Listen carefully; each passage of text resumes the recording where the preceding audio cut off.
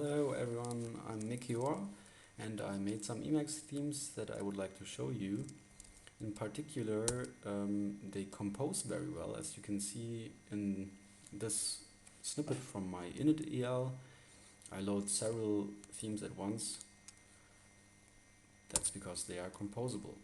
So let's first take a look at the unsp theme, which is based on a package called most faces. This package provides a variable that lists all or most faces from all or most available Emacs packages.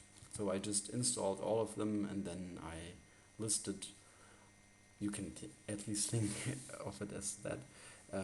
I just put them all in a list, the faces, as symbols. And what the unsp theme then does, it just sets all attributes of all these faces, except for the default face, to unspecified. So let's take a look at this. So it just looks like this, very boring, but also very powerful, because you can now change the default face as you want, and you can make it white on black, and then everything will be like that. And you can also debug your themes. You can first load the unsp theme and then the theme you're developing, and you will see that you might be making some assumptions, because some people might not only be loading your theme but also in parallel or before other themes. So Emacs can have multiple themes enabled at once. And then there is the Yusuf theme, which is called like that because Yusuf has the same roots as yosevka. And yosevka is a font family that provides several stylistic sets which mimic other font families. The idea here is to use them all together. For example, here we have a Rust snippet.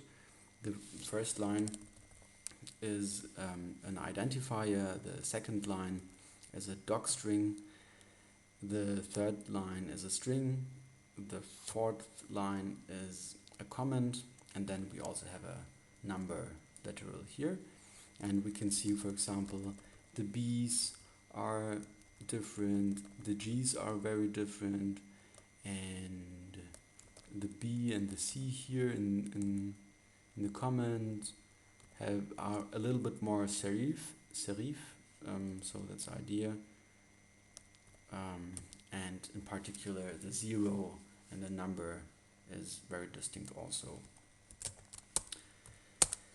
And then I made the even okay theme. So the idea here is to have 8 base colors and to distribute them evenly on the color wheel as perceived by humans. And we also want these base colors to be perceived with equal brightness. So what's the problem? Why is it not so easy?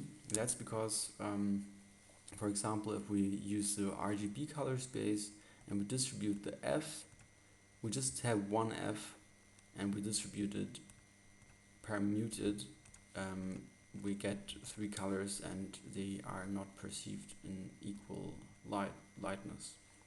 The same with 2 Fs.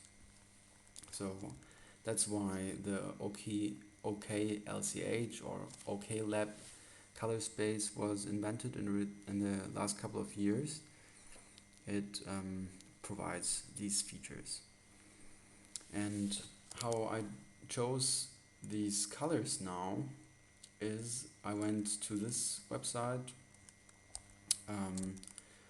called oklch.com, and I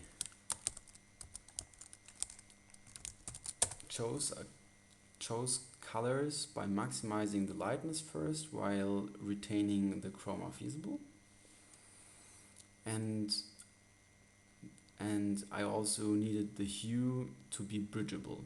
That's because we want here in the color wheel to distribute 8 colors. That means they need to have the distance 45 degrees. So that means this bridge here, this gap here must be less than 45 degrees. So if I go up with chroma, it's not bridgeable anymore. If I go up with the lightness, it's also not bridgeable anymore. Let's see. Yeah, like this. So I maximize both of them. Of course, it's still yeah.